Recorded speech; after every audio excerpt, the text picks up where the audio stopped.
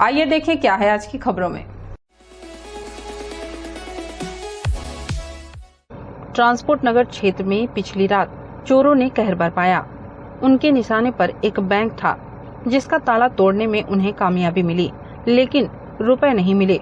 जबकि इसी परिसर में संचालित एक दुकान से चोरों ने बड़ी संख्या में महंगे कपड़े पार कर दिए। इन दो घटनाओं से पुलिस का सिरदर्द बढ़ गया है। साप्ताहिक अवकाश से ठीक पहले चोरों ने कोरबा के इंडियन बैंक को निशाने पर लिया। बैंक की यह शाखा नगर निगम के कमर्शियल कॉम्प्लेक्स में संचालित है। शुक्रवार को बैंक का अंतिम कार्य दिवस था। दूसरे दिन शनिवार और रविवार को बैंक का अवकाश था।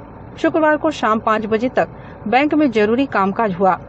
अन्य औपचारिकताओं को पूरा करने के साथ अधिकारी और कर्मी अपने घर लौट गए। अगले कार्य दिवस तक बैंक की शाखा ताले और सुरक्षा प्रबंधों के हवाले थे। खबर के मुताबिक मौका पाकर अज्ञात चोरों ने यहां के ग्रिल का ताला तोड़ दिया। आगे जाने और चोरी करने की इनकी योजना फ्लॉप हो गई। कॉम्प्लेक्स के इसी परिसर में स्थित प्लेनेट फैशन नामक गारमेंट्स दुकान में भी चोरी की गई। चोरों ने यहां सफलता हासिल की और जीन्स टी शर्ट सहित कई वैरायटी के कपड़े पार कर दिए।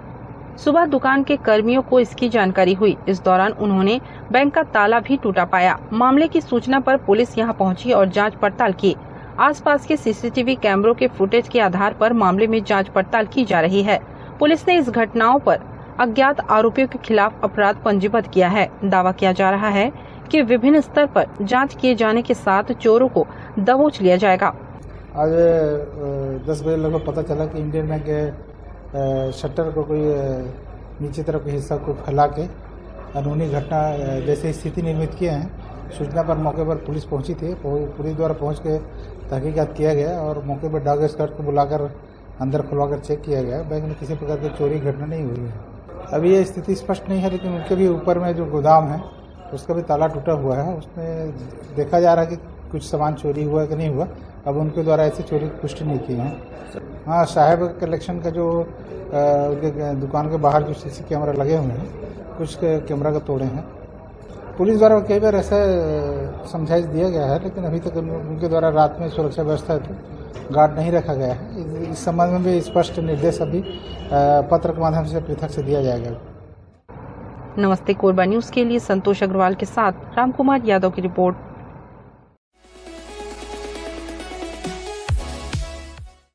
जिले में रथ यात्रा की तैयारियां शुरू हो गई हैं। रथ जुतिया पर्व की तैयारी को लेकर ग्रामीणों में उल्लास देखा जा रहा है। आषाढ़ शुक्ल के द्वितीय को मनाया जाने वाला भगवान जगन्नाथ की शोभा यात्रा रथ जुतिया पर्व 20 जून को धूमधाम से मनाया जाएगा। शहर के निकट ग्राम दादर खुर्द का रथ यात्रा उत्सव जिले भर में प्रसिद्ध है। मान्यता के अनुसार आषाढ़ माह के प्रथम दिन से मंदिर का पट बंद हो गया है। इस दौरान भगवान के बीमार होने के कारण उन्हें 15 दिनों तक मौसमी फल, आम रस और जामुन का भोग लगाया गया। ब्रह्म मुहूर्त में रथ जुतिया के दिन मंदिर का पट खुलेगा। दर्शनीय रथ यात्रा को भव्य रूप से आयोजित करने के लिए ग्राम दादर के भगवान जगन्नाथ मंदिर में तैयारियां शुरू हो गई हैं। आयोजन में विशेष आकर्षण केंद्र भगवान जगन्नाथ, बलभद्र व सुभद्रा की प्रतिमाओं को सुसज्जित कर रथ में बैठाया जाता है। मंदिर के पुजारी कुंज बिहारी द्विवेदी ने बताया कि मंदिर 124 वर्ष पुराना है। रानी धनराज कुंवर के जमींदारी के समय ग्राम दादर में थवाइत परिवार निवास करता था, जो रानी का मालगुजार हुआ करता था। यह परिवार भगवान जगन्नाथ की भक्ति करता था। परिवार के सदस्य दर्शन के लिए पुरी स्थित जगन्नाथ मंदिर जाया करते थे। उनके मन में इच्छा जाहिर हुई कि कोरबा में भी भगवान जगन्नाथ की एक मंदिर स्थापित की जानी चाहिए। दर्शन करने गए थवाइत परिवार द्वारा पुरी से भगवान जगन्नाथ की एक फोटो लाई गई। उस फोटो को देखकर महानीम के वृक्ष को काटकर भगवान जगन्नाथ की प्रतिमा बनाई गई और सन 1899 में मंदिर की नींव रखी गई।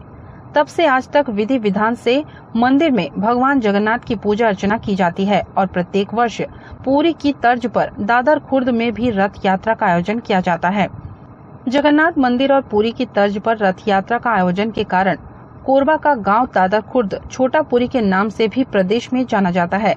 रथ यात्रा के आयोजन में कोरबा जिले के अलावा पड़ोसी जिले के भी भक्त दर्शन करने पहुंचते हैं। खास बात यह है कि रथ यात्रा के दौरान गांव की ब्याही हुई बेटियों को उनके ससुराल से निमंत्रण देकर बुलाया जाता है और वे सभी इस आयोजन में शामिल होती हैं। इस दौरान गांव में भव्य मेले का भी आयोजन किया जाता है। भगवान जगन्नाथ के दर्शन करने हजारों की संख्या में भक्त पहुंचते हैं। प्राचीन काल में लगभग बुजुर्ग लोग के कथन अनुसार 122 वर्ष पूर्व रानी धनराज कुंवर जो कोरबा की महारानी थी, उनके मालगुजार थवैत परिवार द्वारा उड़ीसा में दर्शन के लिए जब गए थे जगन्नाथपुरी, तो वहाँ भव्य जगन्नाथ जी के मूर्ति को देख करके उनके मन में इच्छा हुई कि हम भी कोरबा में एक मंदिर का निर्माण कराएं। तो वहीं से उनके द्वारा भगवान जगन्नाथ जी का फोटो लाया गया और यहाँ उनके मन में ऐसा आया कि यहाँ जगन्नाथ जी का मंदिर स्थापित किया जाए। तो उन्होंने जादव खुर्द में भगवान जगन्नाथ जी के मूर्ति का निर्माण कराया। प्राचीन काल में महालिम करके एक पवित्र वृक्ष आता है, उसी से महाप्रभु जगन्नाथ जी का मूर्ति का निर्माण किया गया था, लेकिन उसमें कुछ खराबी आने के कारण फिर से पत्थर का जगन्नाथ जी का मूर्ति बनाया गया। जगन्नाथ रथ यात्रा चूंकि प्राचीन काल से यहाँ मनाया जा रहा है, उड़ीसा में जो जगन्नाथ जी का रथ यात्रा होता है उसी के तर्ज में यहाँ भी भव्य रूप से पूरे संभाग में सबसे प्रसिद्ध छोटापुरी के नाम से दादर खुर्द में मनाया जाता है। जितने भी यहाँ लड़कियां जो विवाह के पश्चात अपने ससुराल जा रही थी, सबको निमंत्रण दे करके लाया जाता है। पूरा भव्य रूप से यहाँ मनाया जाता है। हाँ, दादर खुर्द को छोटापुरी कहा जाता है क्योंकि पूरे जगन्नाथ मंदिर जो उड़ीसा में जो परंपराएं होती है, सभी परंपराओं का निर्वहन किया जाता है, इसलिए कोरबा जिले में छोटापुरी के नाम से प्रसिद्ध है। नमस्ते कोरबा न्यूज के लिए अजय अग्रवाल के साथ ममता साहू की रिपोर्ट।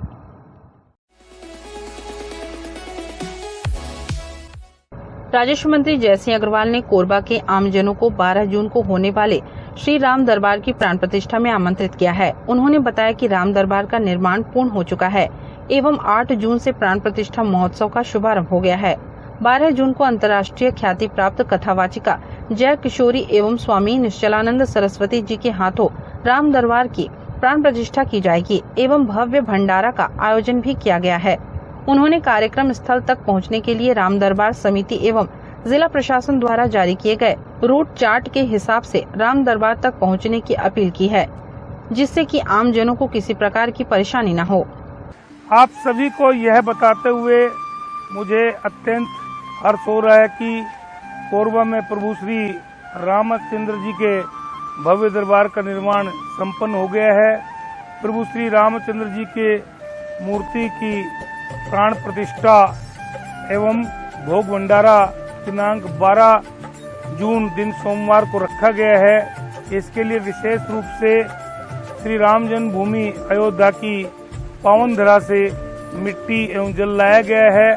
12 जून को श्री रामचंद्र जी के भव्य दरबार डीडीएम स्कूल के सामने कोरबा में आप सभी को राम भक्तों को हार्दिक अभिनंदन करते हुए हम इस बात के आयोजन में शामिल होने के लिए सभी से विशेष प्रार्थना है कि आप अवश्य रूप से पधारें और भोग भंडारे में शामिल हों। जय श्री राम। नमस्ते कोरबा न्यूज के लिए संतोष अग्रवाल के साथ अजय अग्रवाल की रिपोर्ट। बुलेटिन में अब वक्त है एक छोटे से ब्रेक का। मिलते हैं ब्रेक के बाद। हमें जानकारी मिली है कि कुछ लोग नमस्ते कोरबा समाचार में खबर चलाने के नाम से पैसों की उगाही कर रहे हैं। आप सभी से अनुरोध है कि खबर चलाने के नाम से अगर कोई आपसे पैसों की मांग करता है तो आप अपने संबंधित थाना क्षेत्र में उस व्यक्ति की शिकायत करें। इसके साथ ही आप हमसे नीचे दिए गए नंबरों पर संपर्क करें। हम निष्पक्ष पत्रकारिता करते हैं। हम अपने कार्य को व्यवसाय की श्रेणी में नहीं रखते। संपर्क करें 7000314479 9827107490।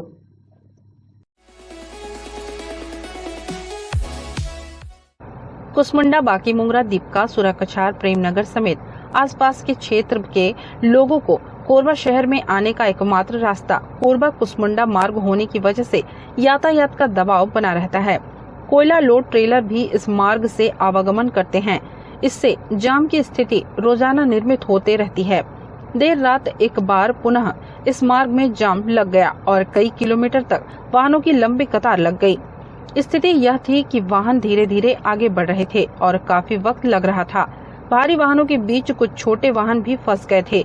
इनमें सवार लोगों को काफी परेशानी का सामना करना पड़ा। मैं आ रहा हूँ कुसमुंडा से, करीब 45 मिनट हो गया है। कुछ नहीं, मेरी कुछ दवाइयाँ थी जो यहाँ पर मेडिकल तो यहाँ बंद रहता है जी।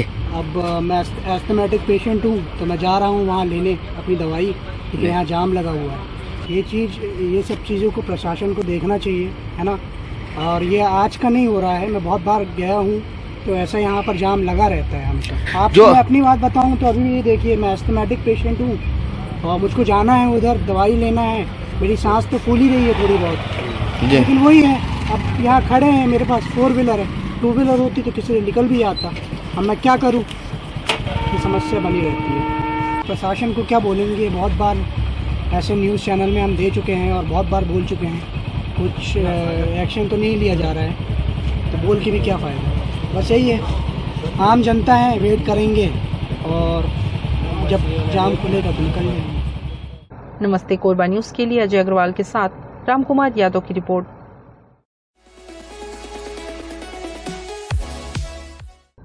आराम फरमाने के लिए सोफे में बैठते हैं तो आप भी हो जाइए सचेत, हो सकता है आपके सोफे में भी घुसा हो सांप।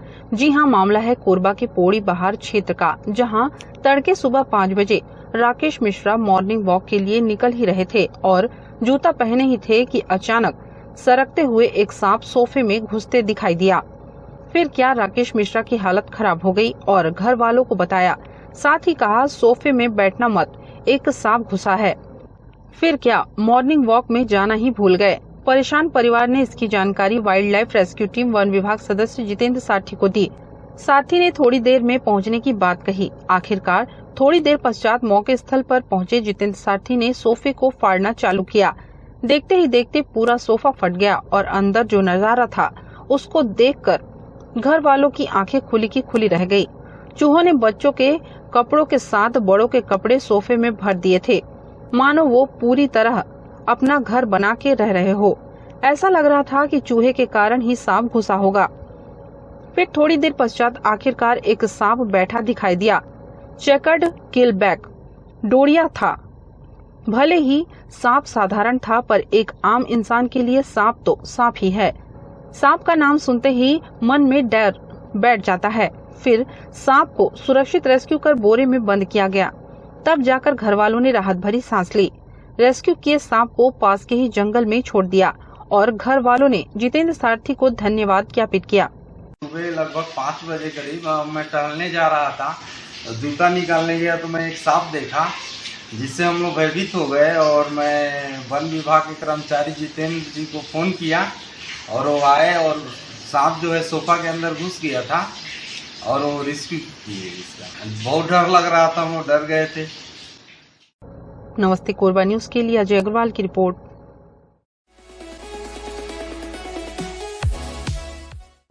शुक्रवार को साउथ ईस्टर्न कोलफील्ड्स लिमिटेड की दीपका परियोजना की क्षमता विस्तार के लिए पर्यावरणीय स्वीकृति हेतु जन सुनवाई हुई। इस दौरान क्षेत्र के लोगों और तमाम संगठनों ने प्रदूषण, पर्यावरण संबंधित अन्य मुद्दों तथा रोजगार विस्थापन, मुआवजा आदि को लेकर अपनी बात रखते हुए खदान विस्तार पर विरोध दर्ज कराया। हालांकि कई लोगों ने खदान विस्तार का समर्थन भी किया। यहां बताना होगा कि SECL द्वारा दीपका परियोजना की क्षमता 37.50 मिलियन टन से बढ़ाकर 40 मिलियन टन करने की तैयारी है। इसके लिए पर्यावरणीय स्वीकृति की आवश्यकता होगी। इस हेतु SECL प्रबंधन ने छत्तीसगढ़ पर्यावरण संरक्षण मंडल के समक्ष आवेदन प्रस्तुत किया था।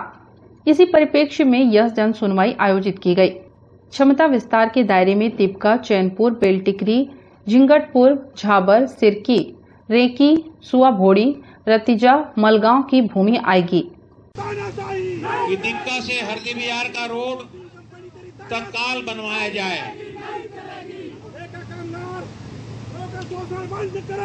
हरदी बाजार जो SECL के द्वारा हरदी बिहार को पूरा उठाया जा रहा है, उसको पार्ट में उठाया जा रहा है। रोड के उस पार और इस पार वहां की स्थिति है हरदी बिहार की कि वहां पर पानी की जो समस्या है, जो कोयला खदान SECL खदान को जो विस्तार के लिए है, तो उसके पहले 33 MTPA कोयला उत्पादन यहाँ पे हो रहा था। तो उस जो खदान अभी तक चल रहा है उसके लिए भी इससे पहले इसी तरह जन सुनवाई, लोक सुनवाई, आम लोगों की समस्याओं को सुनने के लिए किया गया था। झोंके के रूप में अगर मेरे आंगन में आएगा तो उसका मैं स्वागत करूंगा, लेकिन अगर वो तेज आंधी के रूप में आकर हमारे आसियानों को ही ढहा दे तो हमें मंजूर नहीं है। हम देश के विकास के नाम पर, इस देश के उज्जवल भविष्य के नाम पर और इस देश के धरती के भीतर जो भूगर्भ में जो कोयला संसाधन, तमाम जो खनिज संसाधन है, उसको तेजी के साथ अगर हम बर्बाद कर देंगे, दोहन करके समाप्त कर देंगे, तो हमारी आने वाली पीढ़ियां क्या करेंगी? इन बात को हमें सोचने की जरूरत है और समझने की जरूरत है। कंप्लायंस जो है वो स्पेसिफिकली दिखाई दे रहा है, और ये जो प्रपोज्ड एक्सपेंशन है जिसके TOR का नॉन कंप्लायंस हुआ है, इसके सीरियस सोशल और एनवायरमेंटल कॉन्सिक्वेंसेस होंगे, क्योंकि कोरबा ऑलरेडी एक हाईली पोल्यूटेड लैंडस्केप है। इसलिए सबसे पहले तो मैं इस सुनवाई में आप सब लोगों का ये ध्यानाकर्षण कराना चाहूंगा कि लोगों का स्वास्थ्य कैसे ठीक रहेगा, लोग इस इलाके में कैसे सुगमता पूर्वक जी सकेंगे, कैसे स्वच्छ आओ हवा में सांस ले सकेंगे, इन विषयों पर विस्तार से गंभीरता पूर्वक ध्यान देने की आवश्यकता है। जैसा कि हम सब लोग जानते हैं कि हमारे इस कोयलांचल क्षेत्र में और आसपास के 5-10 किलोमीटर की परिधि में इतना भीषण प्रदूषण है कि लोग सांस नहीं ले पा रहे हैं स्वच्छ ढंग से, और इसका प्रत्यक्ष प्रमाण है कि हर तीसरा व्यक्ति किसी न किसी गंभीर बीमारी से पीड़ित है। और सबसे बड़ी बात यह है कि आप लोग जो ये पूरा जो डाटा जनरेट किया है CMPDI ने, और ये EIR नोटिफिकेशन में जो एम्पावरमेंट रिपोर्ट में जो उन्होंने जो डाटा दिया है, तो आप 6 महीने में जो डाटा सबमिट करते हैं मिनिस्ट्री में, हर 6 महीने में आपने उस डाटा में तो थोड़ा सा कभी कंपेरिजन करने की कोशिश किया कि हमने पहले कोई डाटा दिया है मिनिस्ट्री में और अभी हमने जो डाटा जनरेट करके डाटा दे रहे हैं उसमें कुछ क्या सिमिलरिटी है, देखने की कोशिश किया? आपको लगी जरूरत ही क्या है, क्या फर्क पड़ना है, मिल तो जाना ही है हमको, है ना?